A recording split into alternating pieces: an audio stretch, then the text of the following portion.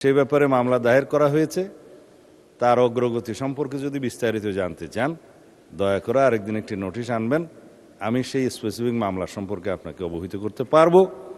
তবে মহান জাতীয় সংসদের সকল সদস্যদের অবগতির জন্য জানাচ্ছি, আমরা দায়িত্ব গ্রহণ করার পরে প্রথম কাজ হিসাবে করেছি, বিগত ইন্টারিম গভর্নমেন্টের সময় কিছু মামলা প্রত্যাহার করা তো হয়েছে।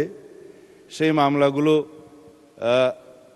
আমরা সরকারি দল, বিরোধী দল সহ অন্যান্য রাজনৈতিক কর্মী, অন্যান্য রাজনৈতিক দল, পেশাজীবী, সাংবাদিক সহ বিভিন্ন শ্রেণী পেশার মানুষের বিরুদ্ধে দায়েরকৃত মিথ্যা কিছু সংখ্যক মামলা প্রত্যাহার করা হয়েছে আবেদনের প্রেক্ষিতে, সেটা যাচাই বাছাই করে।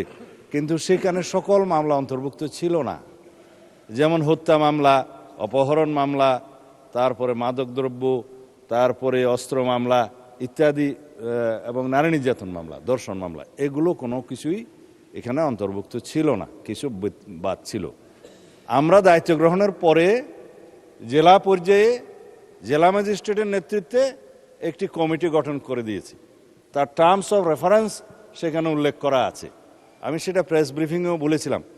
সেখানে কোনো শ্রেণী বিভেদ করে না কোনো মামলার। আমরা বলেছি 2009 থেকে 2024 পর্যন্ত, গণঅভ্যুত্থানের আগ পর্যন্ত যে সমস্ত মামলা হয়েছে রাজনৈতিক উদ্দেশ্য প্রণোদিত আওয়ামী সরকারের সময়ে, সকল মামলার মধ্যে প্রত্যাহার করার জন্য সেই কমিটির কাছে আবেদন করবেন, এফআইআর, চার্জশিট সহ অন্যান্য তথ্যাদি যেগুলো এই ফরম্যাটে চাওয়া হবে।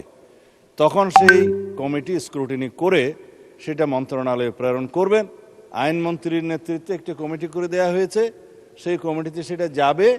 তারা যেটা সাজেস্ট করবেন, পরামর্শ দিবেন, সেই মতে সিআরপিসি 494 অনুসারে মামলা প্রত্যাহারের ব্যবস্থা আমরা গ্রহণ করব ইনশাআল্লাহ।